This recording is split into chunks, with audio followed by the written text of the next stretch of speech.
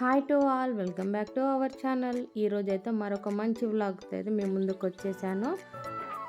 ఈరోజు వ్లాగ్లో అయితే మన తెలంగాణలో జరిగే కుంభమేళాని మీకైతే చూపించబోతున్నాను. అదేనండి, మేడారంకి అయితే వెళ్తున్నాము.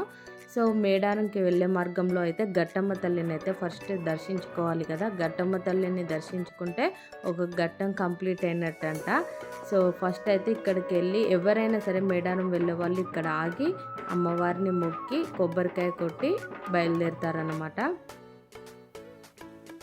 గట్టమ్మ తల్లి దర్శనం అయ్యాక మేమైతే మేడారంకి అయితే రీచ్ అయిపోయాము. మీరు ఇక్కడ చూసారంటే గిరిజన సంస్కృతిని అయితే ఎంత బాగా చూపించారో. చాలా అంటే చాలా చేంజెస్ ఉన్నాయి మేడారంలో అయితే. ఒకప్పుడు చూసిన దానికి ఇప్పుడు ఉన్న దానికి మొత్తం ఫుల్ చేంజ్ చేసి మొత్తం కన్స్ట్రక్షన్ చేశారు టెంపుల్తో సహా. ఇక్కడ మేమైతే గట్టమ్మ తల్లి అటు నుంచి మల్లూరుకి వెళ్ళి మల్లూరు నుంచి తాడ్వాయి నుండి మేము మేడారంకి అయితే రీచ్ అయిపోయాము. చూడండి ఎంత బాగా గిరిజన సంస్కృతిని చూపించారో.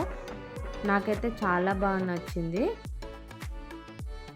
తెలంగాణ కళ అనేది ఇందులో అయితే ఉట్టి పడుతుందేమో అనిపించింది నాకైతే. మీకేమనిపిస్తుందో కామెంట్ సెక్షన్లో కామెంట్ చేయండి. ఇంతకీ మీలో ఎవరైనా మేడారం వెళ్ళారా లేదా? వెళ్ళుంటే అయితే కామెంట్ సెక్షన్లో కామెంట్ చేయండి. అండ్ మేము వెళ్ళినప్పుడు అయితే పబ్లిక్ ఫుల్గా ఉండే, హాలిడేస్ అనమాట. సో హాలిడేస్ టైంలో వెళ్ళుంటే మాత్రం మామూలుగానే మేడారంలో ఈ టైంలో ఫుల్ రష్ ఉంటారు. ఇంకా హాలిడేస్లో అయితే చెప్పనవసరం లేదనమాట, అంత పబ్లిక్ ఉన్నారు.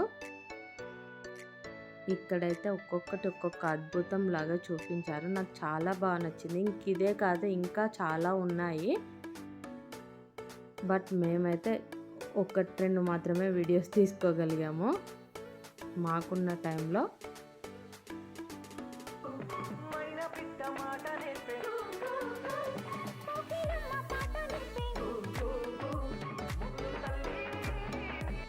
నెక్స్ట్ వచ్చేసి జంపన్న వాగు దగ్గరికి వెళ్ళి అయితే మేమైతే కాళ్ళు చేతులు కడుక్కొని టెంపుల్కి అయితే వెళ్ళాము.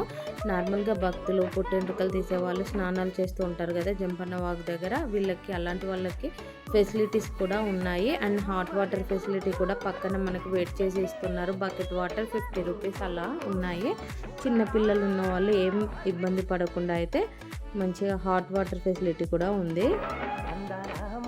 అక్కడి నుంచి డైరెక్ట్ క్యూ లైన్లో మేమైతే అమ్మవారిని దర్శించుకోవడానికి వచ్చాము. మేము వచ్చినప్పుడైతే క్యూ లైన్లో అంత పబ్లిక్ ఏం లేరు. బట్ అమ్మవారి గద్దెల కాడ మాత్రం చాలా అంటే చాలా పబ్లిక్ ఉండే, అసలు తోసేస్తూ ఉండే అంత పబ్లిక్ ఉన్నారు.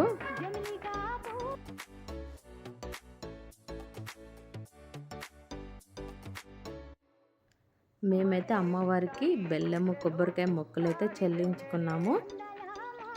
చూడండి పబ్లిక్ ఎలా ఉన్నారు అనేది. ఎంత పబ్లిక్ ఉన్నా కూడా ప్రశాంతంగా అయితే మాకైతే దర్శనం అయిపోయింది.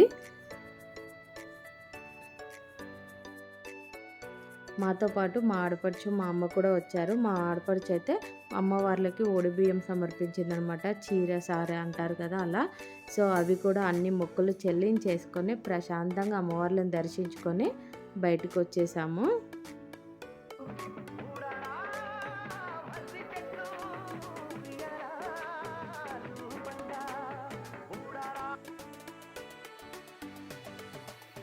ఇంకా అసలు సిసలైన జాతర అయితే రేపటి నుంచి మొదలవబోతుంది. తెలిసిందే కదా, 28వ తారీఖు సారక్క తల్లి, 29 సమ్మక్క తల్లి అయితే గద్దెలను చేరుకోవడం జరుగుతుంది. ఇంకా మొక్కులు చెల్లింపులన్నీ 30వ తారీఖు.